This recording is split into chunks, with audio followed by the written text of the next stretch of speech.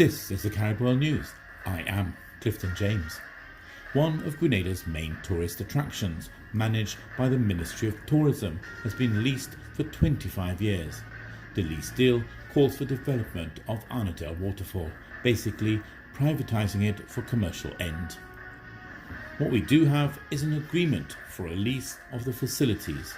There are two young Grenadians who have come forward with a proposal to enhance what is going on at Arnadale and to change it in keeping with environmental guidelines, so that there will be moderate changes, but it is still environmentally friendly, Modeste said, while confirming that the attraction was not sold to any private entity. Withholding the names of the company, Minister of Tourism Clarisse Modeste on Wednesday said that the announcement of the names will be done in a formal forum. She disclosed that the company was selected by a committee that comprised persons attached to the Department of Forestry and other relevant stakeholders. At present, there is no admittance fee to use the facility for locals, but under the new arrangement, Modeste said this will change and a small fee will be charged.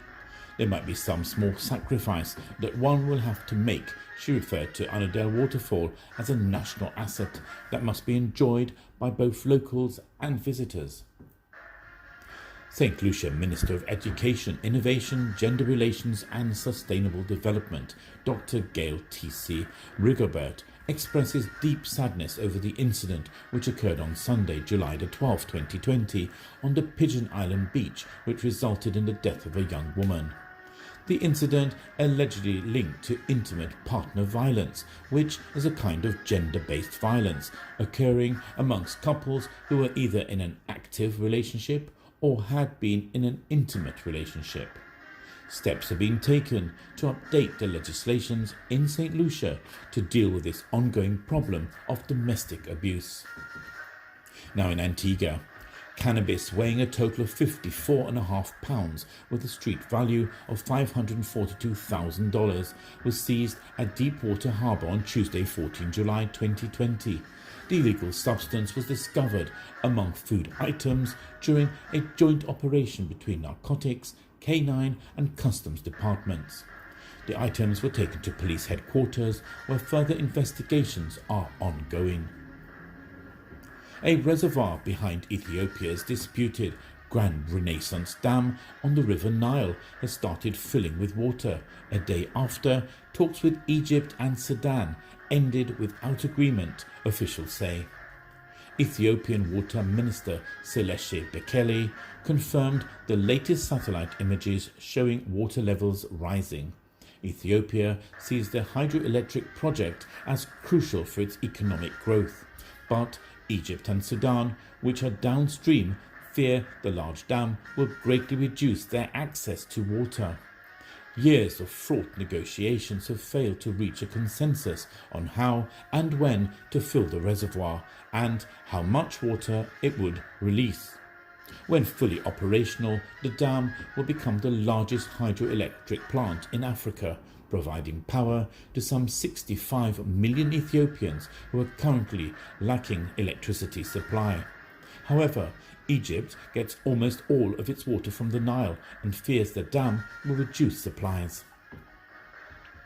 Celebrities including Jay-Z and Rihanna have sent a letter to the United States Department of Justice urging them to reopen an investigation into the death of Danroy DJ Henry.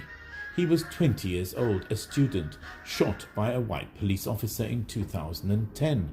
According to a letter seen by Radio 1 Newsbeat, the facts of this case reek of local conflict of interest, racial bias, and even false testimony. The police say the officer had no choice but to shoot at the car because he feared for his life. The National Assembly of Suriname has elected Chan Santokhi as the South American country's new president. The move comes after Mr. Santokhi's party won the largest share of votes in legislative elections in May. Mr. Santokhi, a former police chief, will replace outgoing President Desi Bouterse, who was found guilty of murder in 2019. The two men are bitter rivals, as it was Mr. Santoshi's investigation which led to Batur's conviction. Batur is currently appealing against the verdict. A 12-year-old girl has been rescued by authorities in Kenya after she was married off to two men in the span of 1 month. The girl's father in Narok County west of the capital Nairobi forced her to marry a 51-year-old man. She escaped and then got married to a 35-year-old before being rescued by a children's rights campaigner and government officials. In Kenya, marrying someone who is under 18 years of age is a crime. Joshua Kupatath from Narok County Peace Association said that poverty and the closure of schools due to the coronavirus pandemic has played a big role in increasing cases of child marriages. Some families are hungry, and the prospect of receiving 2 or 3 cows as dowry is simply quite tempting. You're up to date. CaribWorld News.